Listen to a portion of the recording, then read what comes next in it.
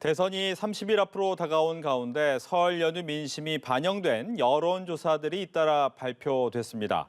이 시각 정치권 이슈 김준일 뉴스톱 대표와 함께 짚어봅니다. 안녕하십니까? 예, 안녕하세요. 네, 여론조사 주말에 굉장히 많이 나왔는데 최근에 나온 것부터 좀 짚고 이야기를 나눠보겠습니다. 새롭게 나온 여론조사 먼저 리얼미터 겁니다. 리얼미터에서 조사한 결과 이재명 후보는 38.1%, 윤석열 후보가 43.4%를 기록해 윤석열 후보가 이재명 후보를 오차 범위 밖에서 앞선다는 결과가 나왔고요.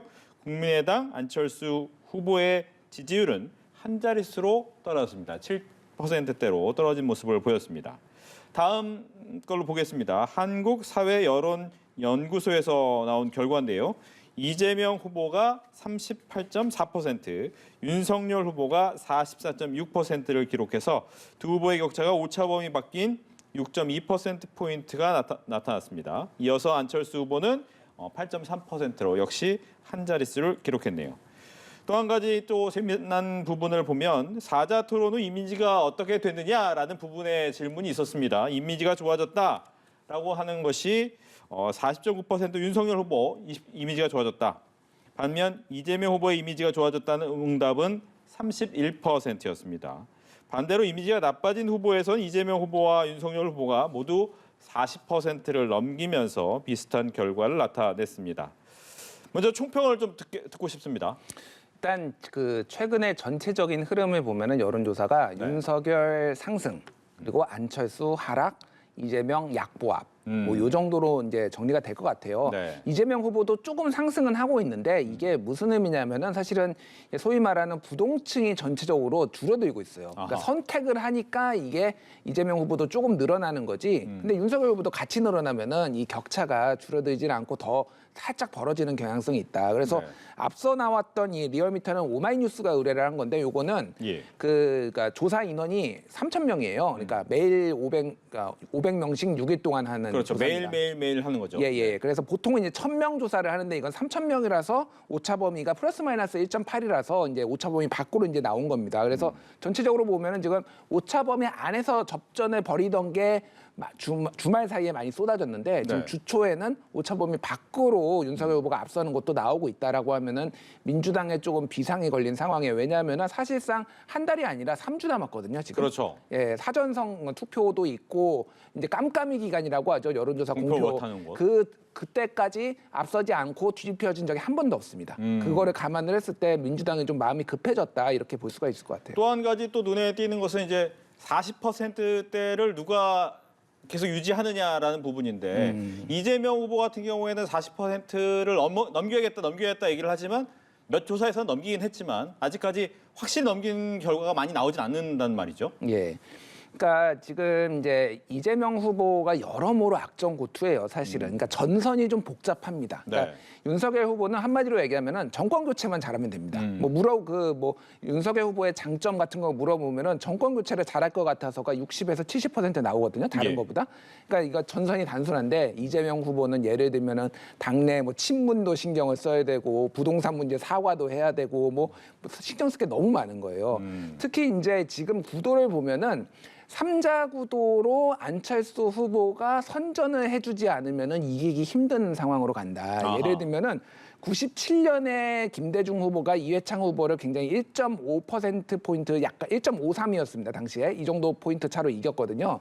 그때 이제 이인재 후보가 19.3%인가 나왔어. 19.2%가 나와서 굉장히 선전을 해줘서 이게 가능했거든요. 표를 갈랐다. 예, 표를 갈랐죠. 그러니까 보수 표를 많이 가져간 거죠, 상대적으로. 근데 지금 안철수 후보가 한 자릿수로 떨어지면은 이게 굉장히 어려워지는 거예요. 그러니까 안철수 후보도 같이 선전을 해줘야 된다. 그러니까 본인의 능력만으로는, 그러니까 힘만으로 안 되는 좀 어려운 상황에 봉착하고 있다. 이렇게 볼 수 있을 것 같아요. 예. 이제 TV 토론이 있은 다음에 TV 토론이 어떤 영향을 미칠 것이냐에 대한 관심이 굉장히 많았었는데 아까 세 번째였죠. 토론을 끝나고 좀 더 좋아진 후보가 누굽니까? 라는 질문이었는데 윤석열 후보가 생각보다는 많이 나왔다라고 보이고 있고 안 좋아진 거에서는 두 분 다 40%로 아마 서로 싫어하는 쪽에서 얘기는 나왔겠지만 그런 부분이 있습니다. 이 부분도 얘기를 해볼까요? 그러니까요. 지금 토론 후 이미지가 좋아졌다가 이재명 30일, 윤석열 40이라고 하면은 네. 사실은 본인들 지지층에서 대부분 좋아졌다라고가 나왔다고 보면 돼요. 근데 상대적으로 이재명 후보가 조금 덜 나온 거죠. 그렇게 그렇죠. 보면은. 그러니까 이거는 역대 이 TV 토론이라는 거를 보면은 결국은 짧은 시간 안에 많은 주제를 다루다 보면은 이게 깊이 들어가기보다는 일단은 태도가 얼마나 이제 좋았느냐를 유권자들이 많이 판단을 하게 된단 말이에요. 네. 근데 이제 이재명 후보의 태도가 상대적으로 뭐 더 좋지는 않았다라고 보신 것 같아요. 예를 들면은 뭐 장학 퀴즈 논란이 있었지만은 특정 단어에 대해서 계속 추궁을 아느냐 모르느냐 이렇게 네네. 한 게 조금 자기 지식을 과시하는 듯한 느낌. 그리고 대장동 이슈에서도 어쨌든 계속 이제 추궁을 하고 본인이 답변을 했지만은 약간 그거에 대해서 충분히 소명이 안 됐거나 좀 일부에서는 짜증이 좀 섞인 거 아니냐 이렇게 평가하시는 분들도 있더라고요. 그런 부분들이 좀 아쉬웠다라고 볼 수가 있을 것 같고요. 또 하나는 윤석열 후보에 대한 기대치가 원래 낮았다. 네. 그러니까 소위 말 기준점 효과죠. 그러니까 원래 이를테면은 한 90점 맞을 사람이 80점 맞은 거하고 네. 한 40점 맞을 거로 기대한 사람이 60점 맞은 거하고 어느 게 더 사람들한테 효과가 크고 놀랍냐라고 하면은 네. 그 후자인 거죠. 그러니까 상대적으로 토론을 못한다라고 알려진 윤석열 후보가 선전을 했다 이렇게 볼 수 있겠습니다. 예. 보통 이제 한 달 정도 남겨놓게 되면 어느 정도 윤곽이 확연하게 좀 드러나기 마련인데 이번에는 뭐 오차범위 밖의 여론조사도 있지만 아직은 박빙이다. 그렇다면 이제 3주가 엄청 중요한 거군요. 예. 그러니까 지금까지 7번의 대선, 87년 이후로 7번의 대선에서 2002년을 제외하고는 한 달 전에 앞섰던 후보가 다 이겼습니다. 2002년에는 소위 말하는 노무현 정몽준 단일화라는 큰 이벤트가 있었기에 사실 가능한 건데 역전이 강했죠. 네. 그러면 이재명 후보가 그게 가능한 것이냐. 이재명, 안철수 후보 단일화 얘기도 막 나오고 그러고 있습니다만은 네. 사실은 안철수 후보는 지금 보수표를 더 많이 가지고 가고 있기 때문에 완주를 해주는 게 이재명 후보한테 오히려 더 좋아요. 그렇군요. 그게 92년에도 나왔던 얘기인데 김대중 후보와 정주영 후보, 김영삼 후보가 나왔을 때 네. 김대중 후보 측에서는 정주영 후보하고 단일화도 내부적으로 검토를 했지만은 정주영 후보가 김영삼 표 더 많이 가져간다라고 네. 해서 끝까지 가는 게 낫겠다라고 갔거든요. 결국은 졌지만은 그러니까 지금 보면은 이게 좀 어려운 부분들이 많이 있는 거예요. 지금 이재명 후보 입장에서 보면은. 그러면 그런데도 불구하고 국민의힘 내부에서 이 부분에 대해서 단일화 부분은 생각해 볼 만하다라는 것이 약간씩 나오고 윤석열 후보의 결단적인 부분이 필요한 것이다. 이런 얘기가 나오는 이유는 어디 있습니까? 그러니까 97년에 DJP 연합을 생각하면 됩니다. 그러니까 97년에 생각보다 우리 이제 기억에 왜곡이 있는데 네. 이인재 후보가 탈당해서 이제 독자적으로 신당을 창당하고 나와서 한 게 9월 말이었거든요. 네. 그때부터 이미 김대중 후보가 1등으로 올라섰어요. 근데 DJP는 그 뒤에 11월에 발표가 됐거든요. 네. DJP는 뭐냐면 한마디로 쐐기를 박았습니다. 이 앞서는 것에 불안한 앞서는 거였다라면 DJP는 쐐기를 박은 거였다. 그렇다고 본다라면 이준석 대표가 지금 단일화는 2등, 3등이 하는 거지 왜 1등이 하는 거야 라고 어허. 얘기를 했잖아요. 그게 일리가 없는 건 아니거든요. 네. 다만 쐐기를 박기 위해서는 안철수 후보랑 만약에 단일화를 한다라고 하면은 이거는 뭐 많이 지금은 오차범위 안에서 이렇게 이기는 게 많지만은 여론조사들 보면은 오차범위 10%포인트 이상으로 이기는 경우가 많다라는 거예요. 양자 구도가 되면은. 네. 그러니까 이재명 후보 측 민주당 입장에서는 사실은 안철수 후보가 무조건 완주를 해주는 거를 하려면은 지금 지지율이 너무 많이 좀 낮아졌어요. 그러면 네. 10%로 다시 띄우기 위해서 뭘 해야 되니까 본인 지지율 신경 쓰기도 굉장히 힘든데 남의 지지율까지 신경을 써야 되는 이런 좀 어려운 상황이에요. 그러니까. 그러니까 안철수 후보 입장에서는 또 그래요. 이 대놓고 단일화 얘기 나오는 것은 마음이 없는 거 아니냐 이런 얘기 하는 거는 어떤 느낌일까요 현재?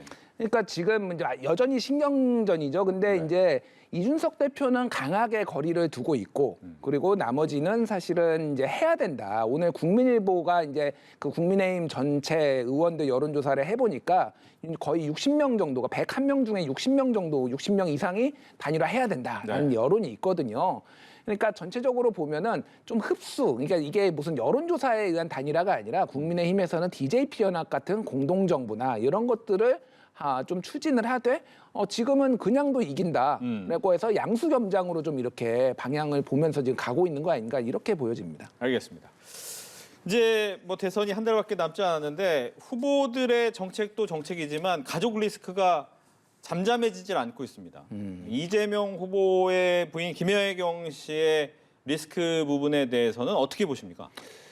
매우 안 좋죠. 네. 그러니까 매우 안 좋은. 그러니까 김혜경 씨 배우자 김혜경 씨의 의혹이 불거진 다음에 이재명 후보의 지지율이 많이 떨어지지 않았어요. 왜냐하면은 이번에 이재명 후보의 그 지지자들 분들의 특성이 뭐냐면은 네. 정말 단단합니다. 그 36%, 37%는 정말 단단해요.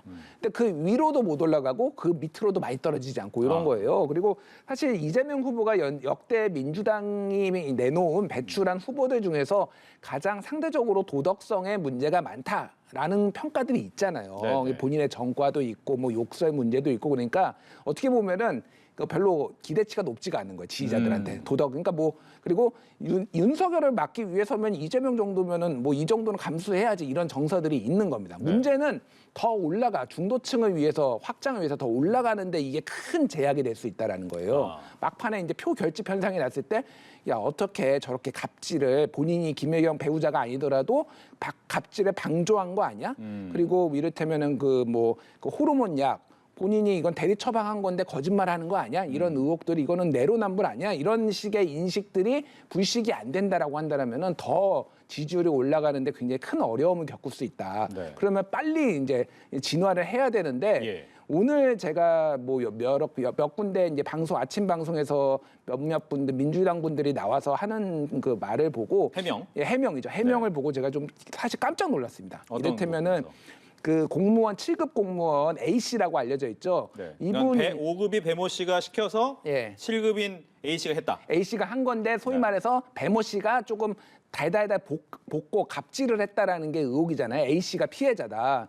근데 A 씨가 본인이 피해자면은 그냥 회사 그만두면 되지. 공무원 그만둬라. 예, 공무원 그만두면 되지. 왜 이런 거를 폭로를 하느냐. 이거는 정치적 의도가 있는 거 아니냐. 민주당 분이 나와가지고 그 얘기를 하시더라고요. 네.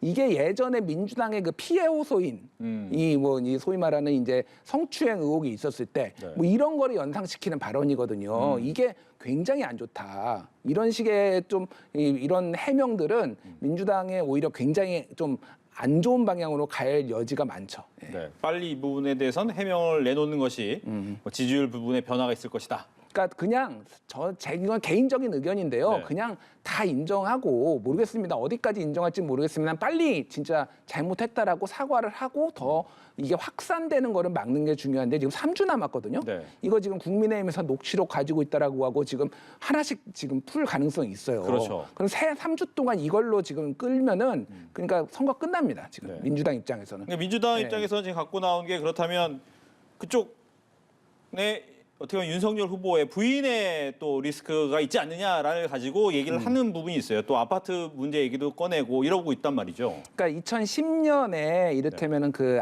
전세권 설정 아크로비스타의 전세권 7억 원을 설정을 했고 이거에 김건희 씨가 들어가서 살았다라는 건데 그 배경에는 삼성전자가 한 건데 그 배경에는 남자친구요 결혼하기 전이었거든요. 남자친구였던 윤석열이 있는 거, 윤석열 검사가 있는 거 아니냐 뭐 이런 의혹이에요.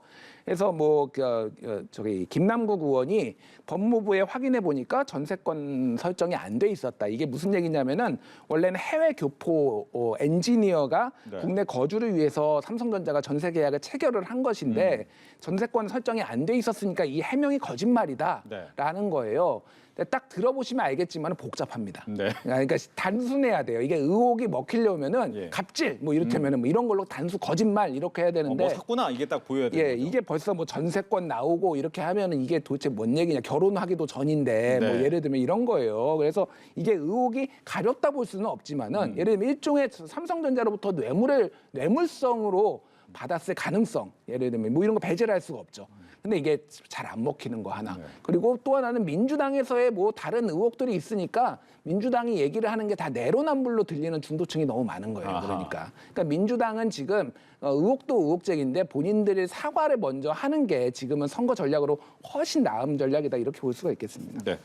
원래는 이제 이재명 후보의 선거 전략 중에 하나는 처가 리스크가 있는 윤석열 후보와는 다르게 부인과 함께하는 여러 가지 선거 운동이 많았단 말이죠. 하지만 이번 리스크가 불거지면서 나오지 않게 되다 보니까 이제 배우자가 같이 운동하는 거는 남은 기간 동안 못 보는 거 아니냐 이런 생각도 들어요. 오히려 김건희 씨가 먼저 등판할 수도 있겠다. 아하. 지금 둘 다 지금 안 하고 있는데. 네. 그러니까 둘 다 뭐 사실 안 좋아요. 둘 다 뭐 딱히 좋지는 않은데 김혜경 씨 같은 경우에는 이 논란이 해결이 안 되는 상황에서는 나오기가 어렵죠.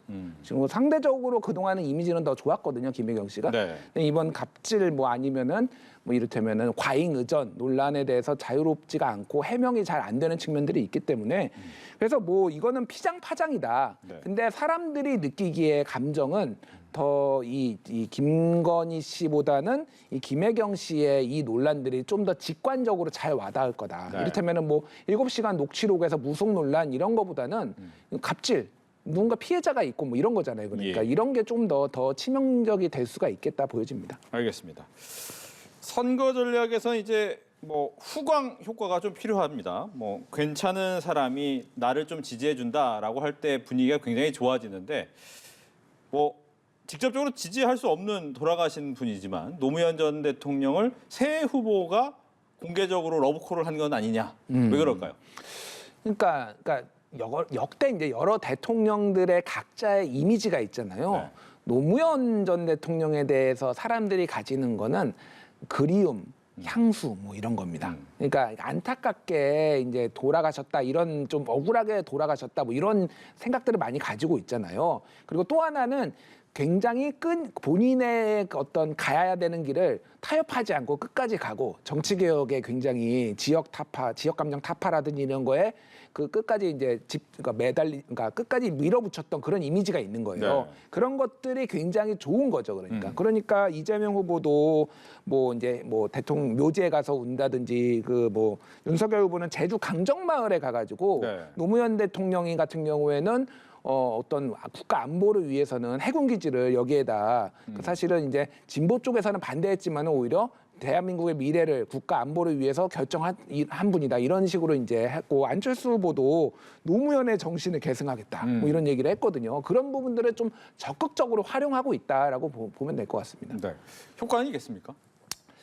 그러니까 다 같이 하면 효과가 없죠. 네, 그러니까 이거는 제로성 게임이라서 한 사람이 많이 가져가야 하고 다른 사람이 덜 가져가야지 이기는 거잖아요. 예. 근데 이제 이게 이번 선거의 특징이 또 하나는 저쪽에서 이걸 내면은 바로 카피 전략 네. 비슷한 걸 또 냅니다. 이를테면은 뭐 소확행 전략이 이재명 후보가 내면은 이쪽에서 심쿵 전략 따라했거든요. 사실상. 네. 그리고 이쪽에서 페이스북에 7자 전략 하니까 이재명 후보도 따라합니다. 그러니까 이게 약간 상쇄되는 측면이 있어요. 그러니까 이것도 근데 안 하기엔 찝찝합니다. 또 다 하는데. 그러니까 이렇게 또 따라하게 되는 약간 이런 측면이 있는 것 같아요. 예. 그러다가 보니까 원래는 민주당이 이제 노무현 전 대통령과 훨씬 더 가까운 거리감이 있기 때문에 근데 문제는 공식 채널에 영상이 하나 올라왔다가 삭제가 됐단 말이죠. 이건 어떤 논란입니까? 그러니까 이건 지지자가 이제 만들었다고 합니다. 예전에 2002년 대선 때 그 유명한 상록수 기억하시죠? 그러니까 기타 치면서 노래하면서 이제 노무현 그 굉장히 잘 만든 뭐 2007년에 국밥 그 이명박 국밥하고 거의 이제 쌍두마차로 잘 만든 걸로 유명한데 네. 이런 거 아니면 노무현 대통령의 연설 장면 이런 걸로 그 누군가가 성대모사를 해요. 성대모사라는 게 그러니까 노무현처럼 이제 뭐 이 말을 하는 거죠. 예. 근데 노무현 대통령하고 안 닮았습니다. 제가 들어봤는데 네.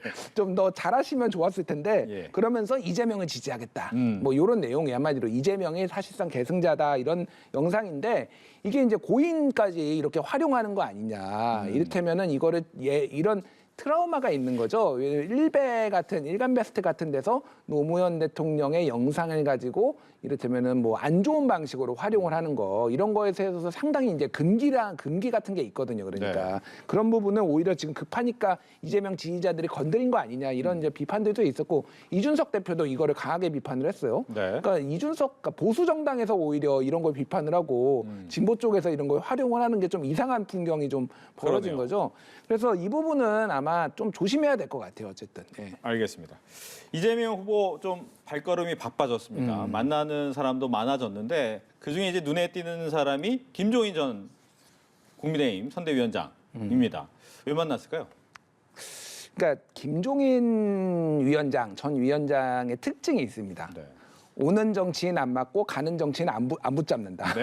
아쉬운 소리도 잘 안 합니다. 아쉬운 소리 안 해요. 그러니까 네. 이게 그 자서전이나 이런 걸 보면은 항상 자기는 누가 도와달라고 하면은 그 사람을 도와준 거다라는 얘기가 나와요. 예전에 2016년에 이를테면은 문재인 대표가 와가지고 집으로 바깥에서, 찾아왔죠. 예, 집으로 찾아와서 막 삼고초려하고 이런 과정들이 다 있습니다. 네. 그래서 너무 도와달라고 하니까 한번 들어와나 보시오 그래가지고 얘기를 들었다 뭐 이런 에피소드들이 있어요. 그래서 이거는 기본적으로 두 사람의 어떤 뭐라고 해야 될까요? 스타일이 맞아 떨어졌다. 그러니까 김종인 위원장은 이런 겁니다. 저 이재명 후보가 저 한번 가서 얘기 좀 드리겠습니다. 그럼 오세요.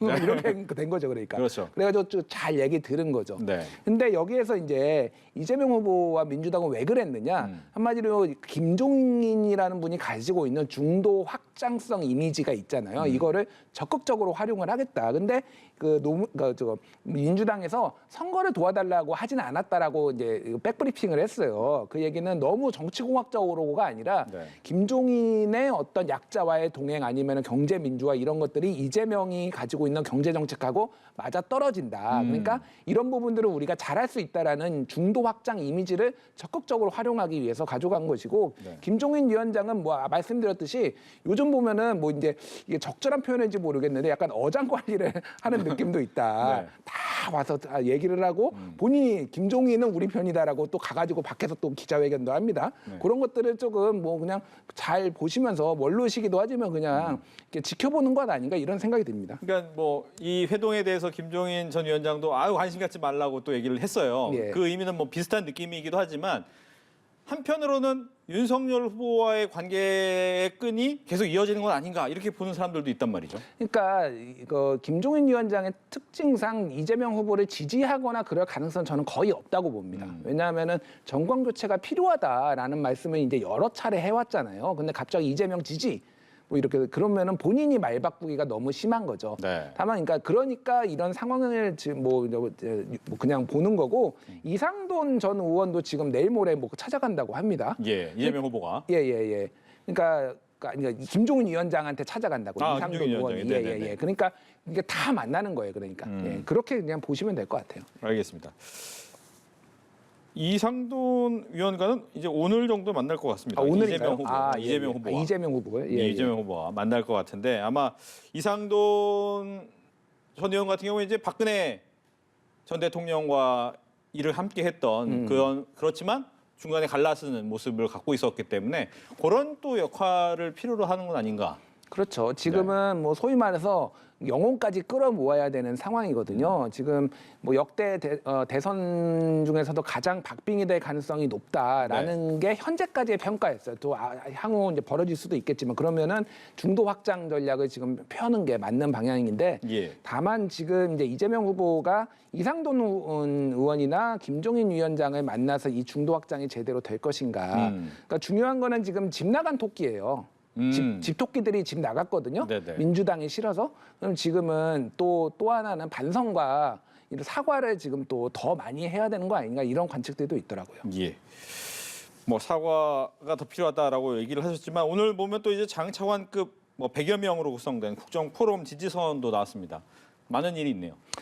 뭐 이제 여기에 이제 박승 전 하는 총재, 뭐 네. 정세현 전 통일부 장관 그래서 뭐 진보 보수를 망라하고 역대 정권에 있었던 장관급들 뭐 이런 분들이 들어가 있고. 근데 뭐 이제 진보 정권이 아무래도 상대적으로 많기는 해요. 근데 예. 이런 분들이 들어오는 거는 굉장히 좋은 일이죠. 굉장히 좋은 일인데 지지율에는 큰 영향을 주지 못한다. 예, 그러니까 지금 뭐 이게 여론조사 보면은 네. 이재명 후보가 정책적으로 더 나은 후보다. 예를 들면 뭐 이런 내용도 굉장히 많아요. 여론조사에 보면은 상대적으로 1위 항상 하거든요. 뭐 네. 경제 정책을 잘할 것 같은 사람, 뭐 복지를 잘할 것 같은 사람, 뭐 이런 거 계속 1위 하는데 지금 열세인 여론조사가 많잖아요. 네. 그러니까 이걸로 해소가 안 되는 거예요. 그러니까. 근데 이런 분들이 중량감 있게 들어와 있는 거는 뭐 나쁠 건 없죠. 예. 알겠습니다. 윤석열 후보는 이제 5.18 민주묘지를 어제 찾았습니다. 지난번에도 아마 이제 추모탑까지는 못 가는 모습을 보였는데 이번에도 비슷했죠. 아무래도 아직까지는 광주 민심이 다 돌아서기에는 좀 시간이 걸릴 필요가 있다. 일단 이번 대선이 지금 또 역대급 비호감 선거고 네. 광주에서도 사실은 좀 약간 엇갈리는 것 같아요. 그러니까 이 뭐 이제 진보 대학생 연합인가 뭐 이런 단체에서 이제 적극적으로 막아선 걸로 알려져 있어요. 예. 근데 또 일부에서는 좀 이제 이 정도면 됐지 않았냐, 물밑기류는 또 뭐 이런 정서도 있고, 오히려 너무 막아서는 게 오히려 조금 선거에 도움이, 이재명 후보의 선거에 도움이 안 된다라는 기조도 좀 있더라고요. 그러니까 너무 윤석열을 막아서는 게. 네네. 그래서 이건 좀 복잡한 것 같고요. 어쨌든 이번에 지금 이준석 대표나 윤석열 후보는 끊임없이 지금 호남에 대해서 사과를 하고 공약을 하고 구애를 하고 있어요. 예. 그래서 이번에 지금 20%를 호남에서 가져가는 걸 목표로 하고 있기 때문에 네. 실제 가서 참배를 바로 앞에서 못 하더라도 이렇게 노력하는 모습을 끊임없이 보여주겠다라는 게 지금 국민의힘 전략인 것 같습니다. 그렇다면 이 국민의힘에서 생각하는 호남에서의 15% 이상, 즉 20%의 마지노선을 넘어서겠다라는 이번 목표는 어떻게 생각하십니까? 예전에 박근혜 대통령 같은 경우에는 한 12%였나 제 기억하기론 그래. 호남에서 가져갔던 게 꽤 네. 많이 가져갔었거든요. 근데 이번엔 그럼 더 가져갈 수 있을 것이냐? 저는 그럴 가능성이 좀 있다고 봅니다. 아하. 왜 그러냐면은 이제 이 소위 말하는 지금 세대 포위론이라는 게 있잖아요. 이준석 대표가 얘기한 거. 네네. 2030의 젊은 보수와 60대 이상의 나이든 뭐 노년 보수가 이제 결합을 해가지고 민주당을 이긴다라는 건데 지금 젊은 보수들의 특징이 이런 지역 감정에 상대적으로 덜 구애를 받는다. 이준석 대표만 해도 광주 민주화 항쟁, 5.18 민주화 항쟁 이후에 태어난 사람이잖아요. 그렇죠. 그리고 지금 20대들은 당연히 더 그렇고요. 네. 그러니까 이런 거에 윤석열을 지지하는 거에 별로 거리낌이 없다. 민주당이 더 싫기 때문에 윤석열을 지지도 할 수 있다라는 기류들이 약간 있어요. 그러니까 젊은 보수들 사이에는 네. 어떻게 저당을 지지하느냐 이런 게 좀 덜하다라는 거죠. 그렇다라고 본다라면은 뭐 20%까지는 아니더라도 그 보수 정당 역사상 제일 높은 득표율을 할 가능성은 상당히 저는 높다고 봅니다. 이재명 후보 입장에서 만약 그렇게 된다면 오히려 힘든 거 아닙니까? 지금 뭐 가뜩이나 광주와 호남 지역에서의 지지율 비상이다 이런 얘기가 나온단 말이죠. 그렇죠. 예전에 뭐 노무현 후보 90%대 나왔거든요. 그 정도로 사실은 압도적으로 표를 이제 받아야지 박빙이었는데, 근데 상대적으로 이제 이번에 그 점은 있습니다. 그러니까 소위 말해서 안동 TK 출신이라서 대구 경북에서 상대적으로 좀 더 나오고 있어요. 역대 아하. 다른 후보들보다. 네네. 민주당 다른 후보보다. 예, 민주당 다른 후보보다 TK 출신 후보는 처음이거든요. 민주당에서 대선 후보든. 그러다 보니까 이제 그런 부분이 약간 상쇄되는 부분이 있는데 지금 박빙 열세라고 본다라면은 민주당 그 호남 표를 더 많이 가져와야 되죠. 그러면 어떤 걸로 어필을 할 것인가에 대해서 상당히 지금 고민이 깊을 거예요. 예. 결과적으로 이제 단일화가 막판엔 최대 변수가 될 거다라는 생각이 드는데 14일까지만 하면 투표용지에 이름은 안 올라가지 않습니까? 예. 그러면 과연 될 것이냐? 즉 이 안철수 후보와 윤석열 후보, 안철수 후보가 과거처럼 단판을 통해서 단일화가 될 수 있을까요? 그러니까 정확하게는 뭐냐면은 그 후보 등록을 이번 주 돌아오는 1월까지 하고요. 화요일부터 공식 선거운동 기간이거든요. 그리고 해외 부재자 투표가 시작이 되는데 국내에서 투표 용지를 찍기 시작하는 거는 2월 말이에요. 네. 그러니까 그때까지는 단일화 시계가 멈추지 않을 수도 있다라는 거예요. 그러니까 이준석 대표는 2월 11일 이번 주 금요일에 단일화 논의는 끝날 것이다라고 얘기를 한 게 후보자 등록 때문에 그런 건데 투표용지 인쇄는 훨씬 좀 뒤에입니다. 그러니까 아직 네. 시간이 좀 있다라는 거고 지금 단일화는 이번 주 내에는 끝나기는 힘들다. 아하. 확실한 거는. 예. 지금 뭐 전혀 양당이 준비가 안 돼 있고 신경전일 것 같고 마지막에는 거의 치킨 게임으로 갈 가능성이 높다라고 네. 저는 보고 있습니다. 그러니까 누가 더 아쉬운 쪽이 어느 쪽이냐라고 하고 윤석열 후보 측은 지금 그래서 단일화 안 해도 이기는 여론조사가 점점 많이 나온다라고 한다라면은 네. 여론조사로 인한 단일화는 우리는 없다. 대신에 공동정부를 하자. 이런 식으로 이제 제안을 할 가능성이 좀 더 커지고 있다. 이렇게 봐야 될 것 같아요. 알겠습니다. 이재명 후보와 윤석열 후보에 대해서 질문 한 개씩만 더 해보겠습니다. 윤석열 후보 같은 경우에는 지금 상황에서 가장 큰 리스크라고 한다면 TV 토론을 너무 거부하는 것 아니냐라는 부분이에요. 이번에 예. 뭐 11일 얘기도 나오긴 하지만 TV 토론에 대해서 뭐 한 번 했으면 됐지라는 느낌도 없잖아 있기 때문에 이건 어떻게 해결을 해야 됩니까? 그러니까 원래 역대 뭐 1위 했던 그 후보가 네. 항상 TV 토론에 소극적이었던 거는 전통이었어요. 2007년에 이명박, 2012년에 박근혜, 2017년에 문재인 후보도 적극적이지 않았거든요. 공격 당하니까. 예, 공격 당하고 네. 리스크를 그러니까 잠재적 리스크를 제거하는 쪽으로 항상 움직이기 때문에 TV 토론에서 실수하는 것에 대해서 약간 두려움이 있는 거죠. 그러니까 똑같은 방식이에요. 근데 이제 제가 이제 뭐 그러니까 토론을 최대한 안 하려고 하는 거는 이해가 가는데 그 이유를 이제 국민의힘 측에서 뭐 황무경 선거 뭐 특보였나요? 그분이 나와가지고 KBS 기자 출신이거든요. 이분이 나와가지고 한국기자협회가 주최 측의 한국기자협회였는데 한국기자협회가 좌편향이라서 안 된다. 도대체 대한민국 모든 기자가 좌편향입니까? 그러니까 좀 이렇게 합리적이지 않은 이유를 이제 대는 거죠. 그러니까 그런 것들이 상당히 마이너스가 될 수가 있다. 그래서 그거에 대해서 이제 성일종 의원이 사과했거든요. 네. 기자협회에도 사과를 하고 국민들한테도 사과를 했어요. 그런 식으로 좀 그러니까 합리적인 이유가 있어야 되는데 뭐 토론을 안 하려고 하면은 근데 그런 것들이 조금 리스크가 될 수는 있죠. 그럼 계속. 예. 알겠습니다. 또 하나는 뭐 아까 나왔던 얘기지만 이재명 후보 입장에서는 마지막 지지율의 이 상단을 뛰어넘어야 되는데 부인 리스크를 과연 어떻게 해결하는 게 가장 좋으냐? 그러니까 아까 전에 말씀드렸지만은 이재명 후보는 전선이 복잡합니다. 여러 가지 조건이 다 맞아 떨어져야 돼요. 사실은 그래서 TV 토론을 사자 토론이 아니라 양자 토론을 여러 번 하는 방식에 대해서도 검토를 할 필요가 있다는 얘기가 나와요. 오히려? 무슨 얘기냐면은 법원이 양자 토론을 하지 말라고 했던 거는 기회의 균등 문제였어요. 그래서 양자 토론 자체가 안 돼라는 게 아니라 모두에게 기회를 줘야 된다. 그러면은 예를 들면 이런 겁니다. 이재명 후보가 윤석열 후보한테도 심상정 후보한테도 안철수 후보한테도 각각 1대1 토론하자라고 해가지고 네. 다 같이 하는 거예요. 그러니까 한 번씩.